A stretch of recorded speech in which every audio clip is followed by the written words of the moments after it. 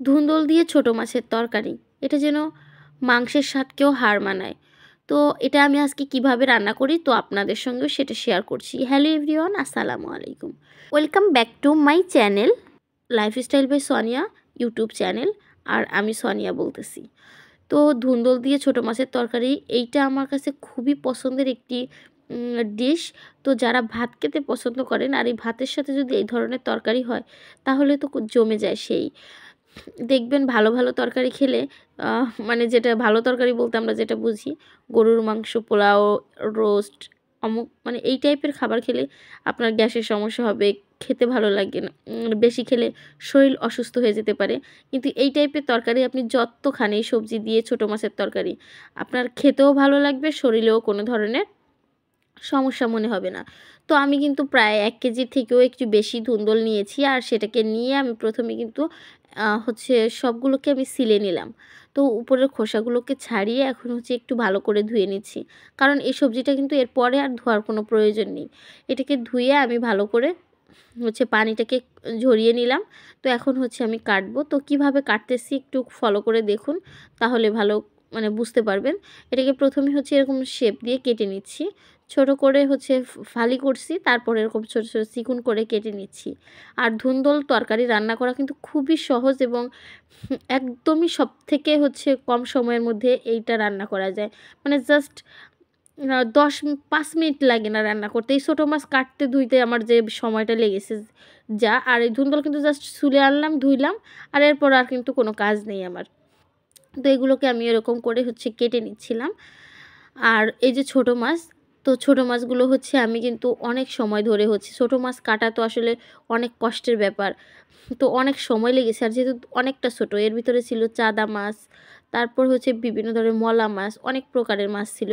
তো পাঁচমেশালি যেটা বলে, তো এই মাছগুলোকে আমি কিন্তু কতটা দবদবে করে ধুয়েছি দেখতেই পাচ্ছেন, যে ধোয়ার জন্য এত চকচকে দেখা যাচ্ছে যে ভিতরের কাঁটাটা পর্যন্ত দেখা যাচ্ছে খালি চোখে।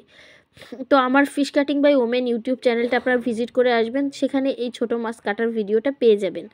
তো এটাকে আমি লবণ আর হলুদ মাখিয়ে এগুলোকে একটু ভেজে নিব। তো ভেজে নিলে এই মাছগুলো কি হবে, কাটা হবে না তরকারির মধ্যে। আর যেহেতু আমি ধুন্দল কিন্তু দিয়ে বেশি নাড়াও দিব না। তো যারা এই রেসিপিটা একবার হলেও ট্রাই করবেন বাসায়, খেয়ে জানাবেন যে কেমন হয়েছে। আমার এই টিপসগুলো ফলো করে যদি রান্না করেন, আমার বিশ্বাস যে অবশ্যই আপনাদের ভালো লাগবে। তো এর ভিতরে হচ্ছে সায়ান বাবুর জন্য হচ্ছে আবার 2টা ডিমা চিংড়ি দিয়েছি। এগুলো হচ্ছে ডিমওয়ালা চিংড়ি ছিল। তো এই ডিমা চিংড়ি 2টা আবার ভিতরে দিয়ে দিলাম। তো এটা হচ্ছে ও ছোটো মাছ এগুলো আবার খেতে পারবে না, এই জন্য হচ্ছে ও চিংড়িটা খাবে। আর সায়ান বেবি হচ্ছে মাছ মুসমুসে করে ভাজা মাছ ওর খুব পছন্দের। তো এগুলো কিন্তু আমি একটু সময় নিয়ে ভেজে নিচ্ছি, কারণ এটা একটু ভালো করে একটু মচমচে করে ভেজে নিব। তো মাছগুলো আমার ভেজে নেওয়া হয়ে গেছে। এখন হচ্ছে আমি এই কড়াইটা বসিয়ে দিলাম, আর এইটাই হচ্ছে রান্না করব। তো তেল দিলাম। তো তেল দিয়ে তারপর হচ্ছে আমি হচ্ছে বাকি রান্নাগুলো করব। তো আর এইটা হচ্ছে সিলিন্ডার গ্যাসে রান্না করতেছিলাম। তো এই জন্য হচ্ছে এটা নিচে রাখা। আর এখন হচ্ছে তেল একটু গরম হয়ে যাওয়ার পর দিয়ে দিলাম পেঁয়াজ। তো পেঁয়াজটা দেওয়ার পরে হচ্ছে কাঁচামরিচ দিয়ে দিব। এই যে কাঁচামরিচ দিয়ে দিলাম। আর ঝালটা একটু কমিয়ে দিলাম, কারণ আমার কাছে হচ্ছে মানে ধুন্দলের তরকারিটা একটু ঝাল কম হলেই ভালো হয়, কারণ এটা একটা মিষ্টি সবজি। তো আর এই যে দেখুন মাছগুলোকে কত মুচমুচে করে ভেজেছি। আর আমি কিন্তু মাছ ভাজতে যেয়ে অনেকগুলো মাছ খেয়ে নিয়েছি, কারণ এই ধরনের মাছ ভাজা অনেকেই বেশি পছন্দ করে না। আমার তো মনে হয়, আমার তো এত ভালো লাগে। আমার খুব মনে পড়তেছে, যখন আমি নানু বাড়িতে থাকতাম, আমরা মানে আরও ছোটো ছিলাম, যখন 6, 7, 8-এ পড়তাম, নানা বাড়িতে প্রচুর মাছ হইতো। আর এরকম নানু একদম মুচমুচে করে মাছ ভাজতো।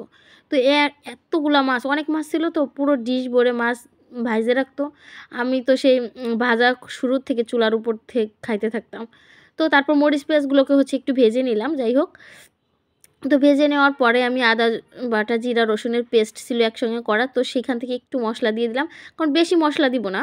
আর লবণ হলুদ দিয়ে আমি মশলাটাকে কষিয়ে নিচ্ছি। তো এর ভিতরে কিন্তু আমি বেশি মশলা দিব না, কারণ সবজিতে বেশি মশলা দিলে স্বাস্থ্যের জন্য সেটা ভালো হবে না। আমি কিন্তু এমনিতেই কম মশলা দিয়ে আমি তরকারি রান্না করতে পছন্দ করি, বিশেষ করে ঝোল টাইপের বা চচ্চড়ি সবজি রান্না করলে আমি একদম অল্প মশলা দিয়ে হচ্ছে রান্না করি। তো মশলাটা দেওয়ার পরে আমি এই যে ধুন্দলগুলো দিয়ে দিচ্ছি। আর হ্যাঁ, আর একটা টিপস হচ্ছে কি, ধুন্দল রান্নায় কিন্তু পানি দেওয়ার কোনো দরকার নেই। তো পানি হচ্ছে কেন দেওয়ার দরকার নেই, এমনিতেই ধুন্দল থেকে দেখুন এই যে পানি অলরেডি ছেড়ে দিয়েছে। আর ধুন্দলের ভিতর যথেষ্ট পর্যাপ্ত পরিমাণে পানি থাকে। যেমন শাক রান্নায় আমরা কিন্তু পানি দেই না, ঠিক তেমনি ধুন্দল রান্না করতেও তেমন পানি দেওয়া লাগে না। কারণ এর ভিতরে অনেক পানি থাকে, সেটাই হচ্ছে ছেড়ে দিছে। তো ছেড়ে দেওয়ার পরে হচ্ছে এই যে দেখুন কত পানি ছাড়ছে। তো এইটা হচ্ছে এর উপরে এখন আমরা মাছগুলো দিয়ে দিব। তো দিয়ে যখন পানিটা একদম শুকিয়ে আসবে, মানে হালকা ভিজা ভিজা করে হচ্ছে এই রান্নাটা করব। তো আমার কিন্তু এখনই ভাত খেতে ইচ্ছে করতেছে। মানে আমি যেরকম বিশেষ করে গরুর মাংস রান্না করলে মাংস কষানোর সময় নিয়ে খাওয়া শুরু করি, আর আজকে এই রান্নাটা করতে যাইয়া আমি হচ্ছে মাছ ভাজার থেকে মানে মাছ এত কমে গেছে যে আরও অনেকগুলো মাছ দিয়ে রান্না করতে চাইছিলাম। মানে আমি ভাজছি আর খাইছি, তো এই অবস্থা। তো আমার মতো রান্না করতে যেয়ে কে কোন কোন আপুরা খান তারা একটু কমেন্ট করে জানাবেন। তো আমার এই রান্নাবান্না আপনাদের কাছে কেমন লেগেছে অবশ্যই কমেন্ট করে জানাবেন। আর যদি ভালো লাগে তাহলে আমার চ্যানেলটি সাবস্ক্রাইব করবেন। আর অলরেডি যারা সাবস্ক্রাইব করেছেন তাদেরকে তো অসংখ্য অসংখ্য ধন্যবাদ।